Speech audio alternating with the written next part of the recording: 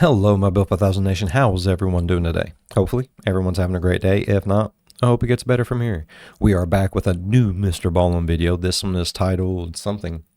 Horrific Cryptid Encounters from Across the Globe.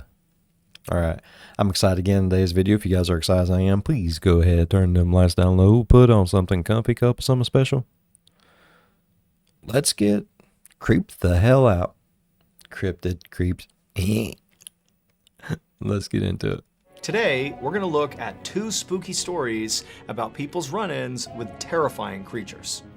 But before we get into those stories, if you're a fan of the strange, dark, and mysterious delivered in story format, then you've come to the right place because that's all we do and we upload once a week. So, if that's of interest to you, please take the like button out to pet some furry, cute animals at the zoo, but instead of taking them to the zoo, take them to pet a pack of wild, hungry hyenas and stack their pockets full of hot dogs.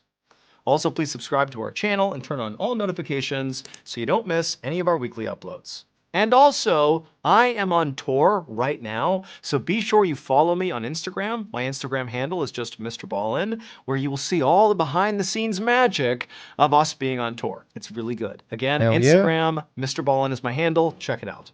Okay, let's get into today's stories.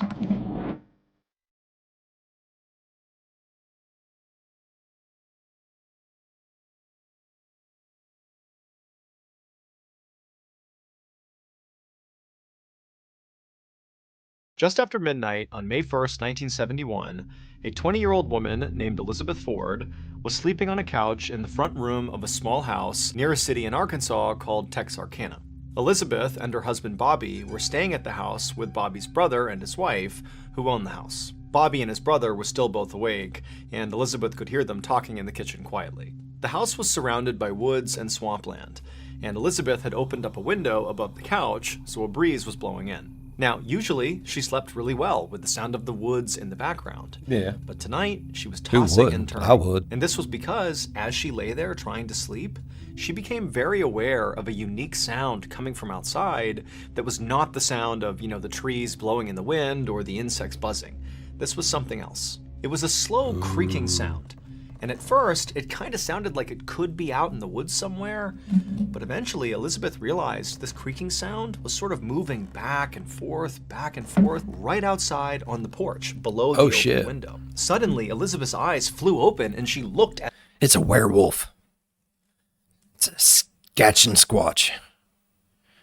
It's a yeti. A boobanal snoomin. A boobanal. I'm feeling much better this week, people. Videos are going to be a lot more fun. I'm at like 94%. I think right now went through the being sick shit. I think now that's just allergies. Like come right out of that into allergies. Like that sucks, but it's still 100% better than what it was. I can handle allergies. I feel amazing. So this lady's like probably kind of bumfucked Egypt situation. Hearing something weird on her porch. Werewolf.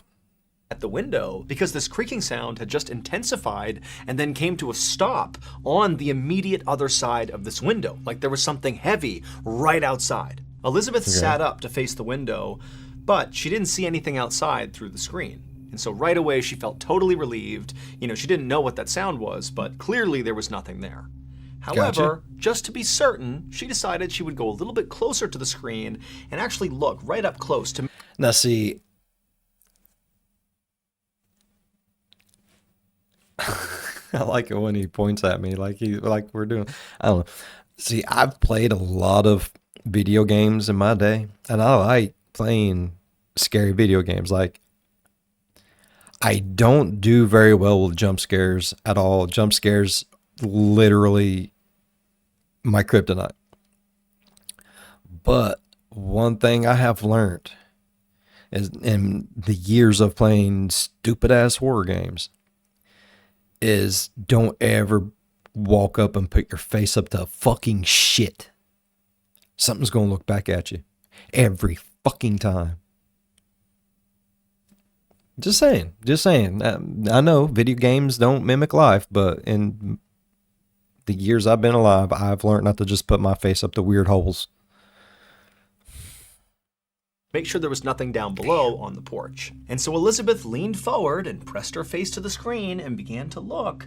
And as she did, this dark figure down below suddenly rose up and completely blocked out the window. And Elizabeth's looking at it, having no idea what it is. And before she could do anything, this huge thing slashed at the screen, and this big reddish furry brown paw with razor sharp claws cut through the screen and nearly cut Elizabeth's face. Elizabeth screamed and practically fell over, and this dark creature outside turned and bolted and disappeared. Is it and then a a bear? moment later, Elizabeth's husband Bobby and his brother came running into the room asking what was going on. Elizabeth was so shocked at what she had just experienced that Is it all a she bear? could say to her husband was, "It's a bear! It's a bear!" Bobby helped Elizabeth off the couch. Is it a bear? And then told her and his Is it brother's not a bear? wife to stay in the house and away from the windows. And then Bobby and his brother got shotguns and flashlights and went outside. Once outside, Bobby and his brother began scanning all around the porch area where Elizabeth had apparently... You know what this kind of reminds me of? Anyone, how many people out there watching this is as old as I am? Raise your hand. Anybody remember John Candy? Like, it was him and Dan Aykroyd. They went somewhere. It was like a vacation. Dan Aykroyd and his family went out after. Like, it's an amazing. But one of the stories they're telling is like the first time they were ever out there, this bear comes up, busts through the thing. He grabs this lamp that is a shotgun and shoots the bear right in his booty. Or was it the head? Either way, he's either bald or he ain't got no hair on his ass. But by the end of the movie, he's bald and has no hair on his ass. It's a good movie. What's the name of it? If anyone remembers the name of it, leave it in the comment section down below. I would like to find it and watch it again. It was good. seen this bear to see where I like John Candy, though. it was. They held their flashlights. Trains, planes, and automobiles. Sorry, I keep pausing. I get it. I feel good, people. Out and they scanned the tree lines. They looked all over the place, all around the front of the property, but there was no sign of this animal. And so the brothers looked at each other and nodded, and then they both left the porch and went different directions, kind of looping around the back of the house. They were going to scan the entire perimeter. property Got you, and meet got up you. at the back. And when they met up at the back, they still hadn't found this bear, and so they walked away from the house towards the tree line and did another big sweep together of the entire perimeter, again looking for any sign of this animal. But there was nothing. And so after a while of circling the property, the brothers decided that, this bear must have just run off. And so Bobby and his brother returned to the porch to figure out their next move. Both Bobby and his brher were hunters. That's a and bear. They knew that usually That's a fucking bear. the best thing to do with the bears that roamed this area was to leave them alone. I mean, these bears could grow to be 500 pounds, and if they were provoked, they could run at 35 miles an hour. And so generally, you just stayed away from these things. and Fucking they'd hairy leave you alone, tanks. too. However, as the brothers were sitting there talking through what had happened It's unfair that to night, be a bear. they both said, it definitely seemed like this bear was different. I mean, apparently it was aggressive enough to come right up to the house unprovoked and reach in and swipe at Elizabeth, which Yeah. obviously was not normal bear. Yeah, okay, I see where they're getting at now. Like, there could be something wrong. Can bears get rabies? I don't know. I'd imagine. I think about any animal can get rabies, can't it? Humans can get rabies. So maybe they're sitting there thinking like this bear might have like rabies or bear dementia or some crazy fucked up shit. And it's like, look, it already tried to come in on us. What if there's this couple out here camping with their kid or something like that? Okay, I get it. I get it. Shoot it in the head, then call like animal services or something to come out and see what the fuck was up. Or should you call animal services first in this situation? Cocaine bear. behavior. And so, to Bobby and his brother, this meant that they really Pablo Escobar. couldn't just leave this bear alone. They had to go out there and find it and kill it to protect themselves. Gotta So end it. Bobby lit a cigarette to calm his nerves. And It's not the fact that this cabin would look amazing with a bearskin rug or nothing. It's the fact that we need to feel safe with a bearskin rug. Then the two brothers came up with a plan for how they were going to go find this bear. Bobby's brother would man the front of the house, and Bobby would man the back of the house. And they would stay What if the bear came in on the side of the house? in their respective positions, monitoring the property until I'm having way too much fun with this, MrBallen. This should be illegal. either they saw the bear and dealt with it, or until the sun came up, at which point they could go get help. And so after agreeing to this plan, Bobby took one final drag on his cigarette, chucked it to the ground, and then with his shotgun in one hand and his flashlight in the other, bear. He stepped off the porch and walked around to the back of the house and stared off into the darkness. Bobby had only been in the back of the house for I have a serious question. Can bears see really good at night? I mean, I know they do stuff during the day, but don't they do stuff at nighttime too? Like, can bears see good at night? Or is it just like, you know, how dogs can kind of just see a little bit better at night? Not like tremendously better, but they can make things out better than people. Can bears see good at night? Are you safe at night from a bear? Just hide behind the shadow of a tree. couple of minutes manning his post when he began to smell this horrible smell. Now, at first he thought it was just some sort of wet, musky smell that came over from the swampland nearby, but as he continued to smell it, it got heavier and more pungent. It smelled like a wet, decaying animal. Bobby tensed up and aimed his flashlight up at the tree line and began looking back and forth, trying to figure out where this horrible smell was coming from. Smelly cat. As he was doing this, he suddenly heard the sound of tree branches snapping off to his left. Feeding you? And so he whipped his flashlight over and shined it, and he saw this big, dark figure charging across the property away from him into the forest. Bobby instinctively raised his shotgun and fired, and then after shooting, a loud yelp echoed in the air, and then Bobby just took off running in the direction he had just fired. And as he's running across the yard, he's screaming for his brother, who had already heard the shotgun blast, so he was coming around the house, and the two men linked up, and as they're running in the direction of this bear, Bobby's telling his brother, "I think I got it, I shot the bear." I think I got it. Over to where Bobby had last seen it and where he heard this yelp come from, and there was nothing, there was no bear. Still, the brothers did feel a little relieved. They figured even if they couldn't find this thing, clearly Bobby had hit it. He had heard the sound of it yelping. Like, now I'm thinking like Wendigo or Skinwalker, bro. Where are we at? Like, okay, isn't like the legend of the Skinwalkers where, yes, they can take the form of beast and people or whatever, but can't they also make you believe that there's like a bear or a wolf, like a hallucination of sorts?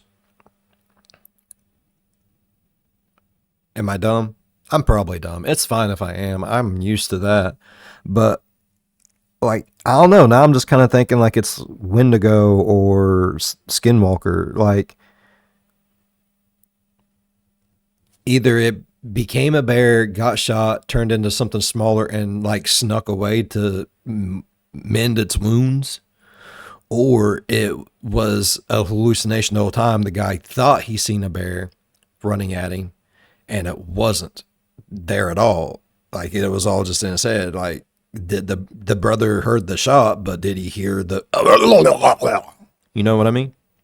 Out, and so maybe by at least wounding it, it would stay away and leave them alone. But just then, the men heard the sound of their wives screaming from inside the house. The men immediately ran back to the house, and as they got closer, Bobby, again, began to smell that horrible smell. And right as Bobby's foot hit that first porch step, his brother from behind him screamed out, "Stop!" But it was too late. The bear was on the porch. That's why the women were screaming. They had seen it, and Bobby's brother had seen it, but Bobby hadn't. And now he was too close to it to get away. And before Bobby could raise his gun to protect himself, this thing attacked. And Bobby felt this horrible, burning, tearing sensation in his arm. Is this a movie about the story he's telling? Man, if anyone knows the answers to any of the questions I have asked today, put it in the comments below.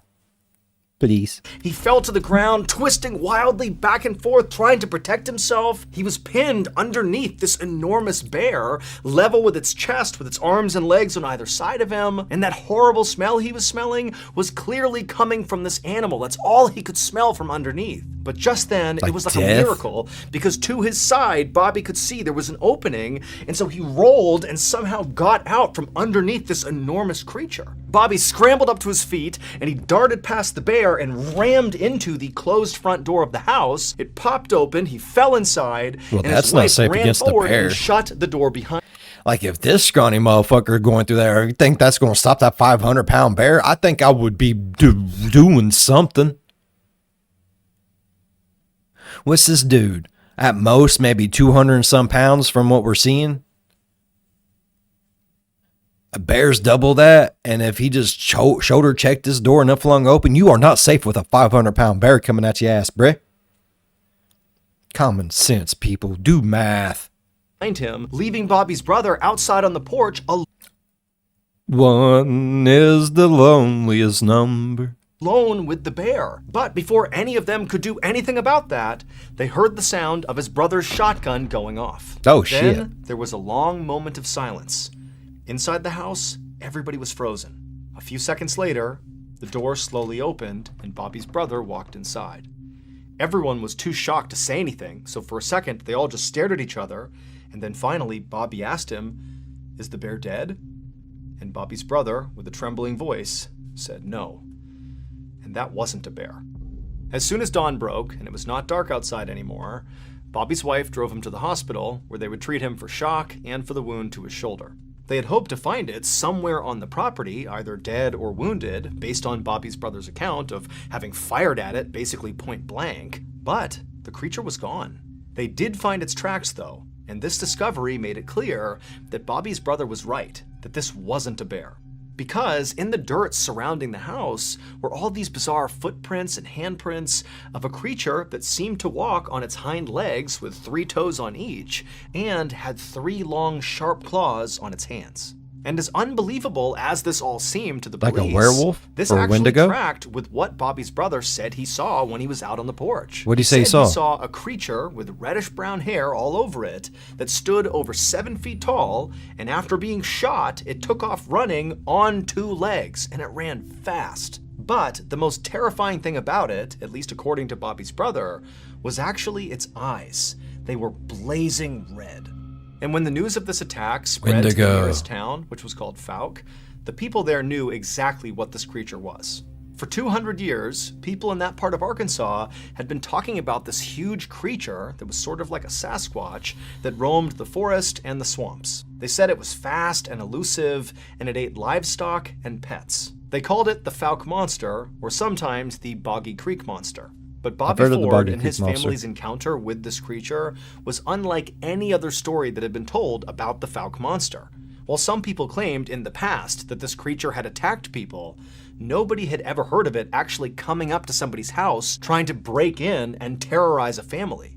Bobby's ordeal would inspire the 1972 horror movie, The Legend of Boggy Creek.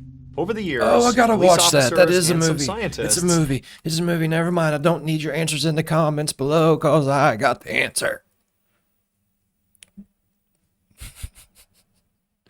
Oh, I am excited today. have suggested that maybe what Bobby and his brother encountered that night was actually a feral pig. However, authorities have never actually been able to pinpoint what this thing was. Fool. Nobody knows. And You to gonna this tell me it's a day, pig? hikers and hunters near the swamps of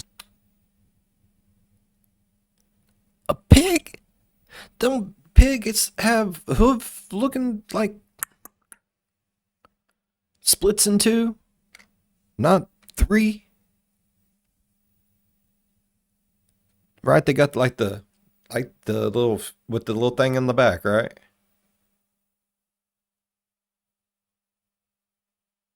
southwest Arkansas and also across the border into East Texas Feral pig still my report ass. run-ins with the legendary Fouke Monster. Me and the whole team at Ballen Studios have created a special thank you to all you amazing fans for all your support. Now, you may Really? have already heard about this. I'll take but it out the if cash. You haven't, my very first book, MrBallen Presents Strange, Dark, and Mysterious, The Graphic Stories, finally comes out this year on October 1st.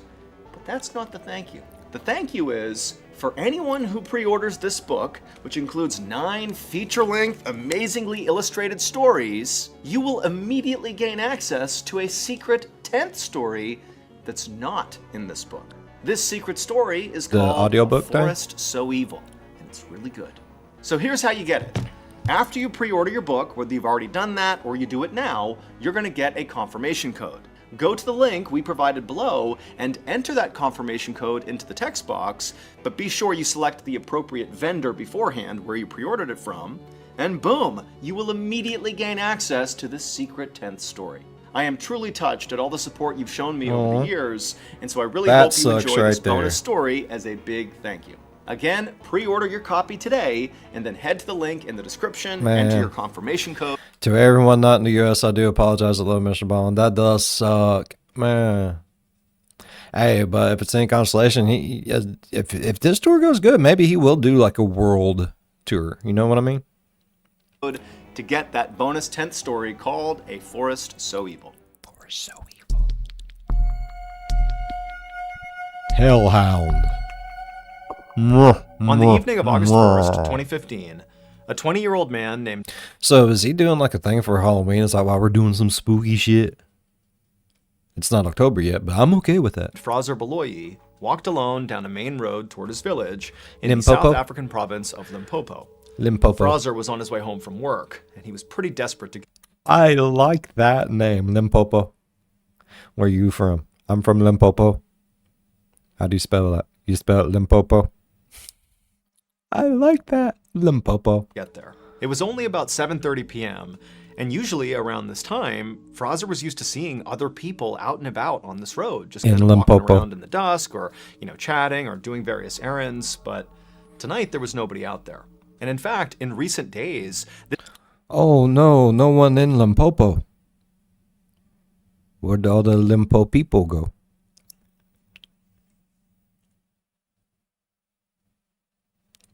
This area of Limpopo had basically become a ghost town. Nobody went out unless they absolutely had to, because over the last 10 days, over 20 people in this area had been brutally mauled. Oh, the victims had all insisted that the creature that had mauled them was some kind of 4-legged demon. Wendigo. They had begun calling it the Beast. Now, Fraser considered himself a pretty level-headed person who did not necessarily buy into the hype around this beast. I'm loving this, it was very likely just a dog. But still, he didn't want to get attacked. MrBallen needs to do like a campfire stories, like, you know what I mean? Like literally just, you know, stories that aren't real, urban legend stories, what the fuck ever. Just like around the campfire shit. Like that would be so enthralling. Like I would love every last moment of it. I would react to it every day. And so as he walked down this vacant road, he periodically looked or once weekly over his shoulder just to make sure no dog was following him. As Fraser continued to walk along, he looked up and saw the huge forest fire that was raging on a mountain miles and miles off in the distance. A few days ago, the fire started, and from Fraser's perspective, it still seemed to be going strong. Since In fact, in the darkness, it almost looked like the mountain was glowing red. Just then, Fraser noticed the turnoff for the shortcut that would take him through some forest back to his home, and when he got there, he stopped and looked over his shoulder one more time to make sure he was still all alone, and he was, and then he stepped off the main road, into the woods, and into the darkness. Under the tree canopy, the night suddenly seemed a lot darker. Fraser did his best to think about the chores he needed to do for his mother once he got home, instead of thinking about the beast. But he'd only been on this path for about 300 feet when he suddenly heard a rustling from behind him. And so right away, Fraser stopped and turned around and looked where the noise was coming from. Yeah. But all he saw was darkness. There was nothing there. Because it's dark. And so Fraser, for a whole minute, just stood there staring out into the tree line. There's no street lights. Waiting for something to move, but nothing did. And so Fraser told himself he was just being paranoid. Everything was fine. And then he turned back around and kept on walking. But pretty quickly, his walk turned into a jog. And he was almost to the end of this path, almost out of the forest. He could see his village. It was right there when he heard noises behind him again. Except now, in addition to the rustling sounds, he heard a new sound. It was like a wheezing sound, like a sick animal that was breathing heavily. Now, Fraser knew he was not just being paranoid. Something was out there, and it seemed like it might be following him. Without slowing down, Fraser looked over his shoulder again to see what was out there, but again, he just saw nothing. It was just shadows. However, when he turned back around and kept on going towards his village, he heard this loud crashing sound behind him, like a massive animal had leapt out of the brush and landed on the path behind him. And so Fraser was immediately so scared he couldn't even turn around. He just started sprinting toward the village. Run, fool. And all he could hear Run, behind fool. him were these loud, pounding footsteps as whatever this was gaining on him. And so Fraser was so instantly terrified that instinctively he just started sprinting off without even looking behind him. And so as he's running, this thing's gaining on him. And again, he can hear this awful wheezing sound coming from whatever this is, as if there was something wrong with its lungs. And in Fraser's panic, as he's sprinting through the forest, Fraser's telling himself it's just gotta be a rabid dog, that's why it's making those sounds. But he knew that didn't track. This thing is huge. This can't just be a rabid dog. And so Fraser just kept on running and running, and finally he got out of the trees, back into his village, and at the exact same moment, the pounding footsteps behind him came to a stop. But again, Fraser, he didn't turn around. He's too scared. He just ran for his door. Maybe it just don't want you where it lives. And he gets to his door. He's about to open it up. And right as he does, he feels this searing pain in his neck. This creature, whatever it was, had leapt and grabbed onto him and bit down on the back of his neck.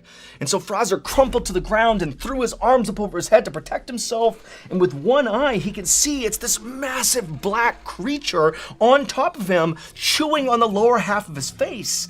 And so Fraser, he couldn't even feel any pain. He just began screaming for help, and he tried to push it off of him, but he couldn't.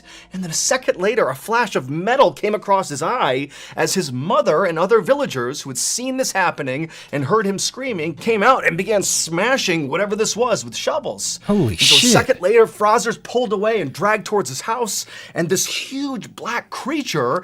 Like a straight up old school lynching mob? Holy shit. Get the tar and feathers. We're going to Frankenstein's castle type shit. Man, MrBallen, I'm loving these fucking stories, homie. It marched over to the edge of the tree line and just stopped, turned, and looked back at Fraser and his mother and the neighbors. And Fraser, as he's sitting there in total shock, he can tell that whatever this thing is, this enormous dog-like creature, this had to be the beast. That's what just attacked him. And in this moment, Fraser realized, this creature may have the shape of a dog, but it was not a dog. South Africa has its share of wild dogs, jackals, and hyenas, and typically they're multicolored and fairly small. And this thing was jet black, pitch black, and gigantic. And when this thing first started chasing Fraser, he'd had that panicked thought that maybe it was a rabid dog. But rabid animals are typically lethargic and confused. And this thing that was 15 feet away from them was absolutely alert and calm. The only thing sick about it was that horrible wheezing sound it would make as it breathed. And as Fraser and his mother and the neighbors just stood there staring at this thing, this creature just continued to stare back at them with piercing eyes. And its eyes were not normal. These were not like animal eyes or dog eyes. They were too small and set at the wrong angle. And there was real sentience behind them. They were human eyes. Just then, Fraser's mother grabbed Fraser and yanked him, kind of jerking him back to reality, and he scrambled to his feet, and he and his mother and the two neighbors, they took off running back into their respective homes. All the while, this creature just sat there on the edge of the forest, staring still in the direction of Fraser and his home. Once inside of Fraser's house, his mother immediately dialed the emergency number to tell the police about what had just happened, but the police told her they were not going to send people out there to deal with some dog. And so Fraser's mother decided she would just treat her son's wounds on her own until this dog-like creature had left, and then once it had, she would get him a ride to the hospital. However, as Fraser and his mother stared out the window at this creature, it didn't leave. It just sat there staring back at Fraser and his mother with these hideous human eyes for hours and hours. Finally, in the morning, it was gone. The attack on Fraser was the last straw for the people of his village. They believed the creature that had bit his face was the demon beast that had hurt so many other people. And so the elders of Fraser's village came up with a plan of how to deal with this beast. And so a few days after the attack on Fraser, this group of elders went off on a journey up into that mountain that Fraser had seen off in the distance that had that huge forest fire on it. And they were there for 2 whole days before returning to the village and telling everyone that they had successfully performed a ritual that had appeased their ancestors, and so hopefully now the attacks would stop. Did they? Sure enough, they did. They did not see the beast again. At least 40 people That's in crazy. Limpopo had encountered the beast at some point, Limpopo! either because they were attacked or they helped fend it off, like the neighbors did with Fraser. But because this beast was never caught, and it did stop attacking the village and just kind of disappeared, nobody ever actually figured out what it was. To this day, people in Fraser's village maintain Maybe it was a Black that Panther. this creature was a demon and that it came down from the burning mountain. Because every person, including Fraser, who had encountered this beast, noted its wheezing, heavy breathing, as if its lungs had been damaged by smoke. In all, at least 40 people in Limpopo encountered this beast, Limpopo! either because they were attacked or they helped fend it off. But because it was never caught, there is no definitive proof of what it actually was. That's crazy. I fucking love it. As many of you may know, the biggest event to ever come out of Ballen Studios is fast approaching. Starting September 26th to October 20th, I will be on tour. I'll be visiting 15 different cities across the country, delivering the strange, dark, and mysterious to you all, live and in person. We did one sold-out show last year in Austin, Texas at the Paramount Theater. It was sort of like to see if people liked it, and it seemed like people loved it, so we decided to take that format and run with it. Oh, On this yeah. year's tour, just like in Austin, Texas last year, there will be some OG classic MrBallen stories and some brand new stories that nobody has heard yet. They're going to be really good. Now, tickets for these 15 different stops have been selling really quickly, but there are still tickets available in cities like DC, Chicago, and Houston. So if you have not gotten your tickets yet, go to tour.ballenstudios.com to see if there are tickets available in a city near you. Again, to get your tickets to see me tell stories live and in person, go to tour.ballenstudios.com. Thank you, and I hope to see you all at one of my shows. Wait, don't go anywhere. If you're looking for more strange, dark, and mysterious videos, click here. I have a question. When did anyone ever think that there would be a time where we're like, I'm going to pay good money to go listen to someone tell me stories? I love it. I fucking love it. Like, it's like history repeating itself. Like, you know, back in the day, instead of going to movies, you go to theaters and basically hear someone tell you a story. You know what I mean? Like, I love it. I love the fact that people all want to gather around and just listen to like one person tell them a story. That's amazing. I fucking love shit like that. Oh, I really enjoyed it. All right, I enjoyed today's video. Hopefully you all enjoyed today's video as much as I did. If you did, please go down there, leave a thumbs up. It really does help the channel grow tremendously. And while you're down there, if you want, go on over and slap that subscribe button, become part of the B5 Nation. We do some crazy stuff. If you want to know when that crazy stuff happens, ding that bell and turn on all post notifications. As always, be good to one another. I'll see you in the next one. Bye-bye. MrBallen, it's all a bunch of wendigos and skinwalkers and werewolves.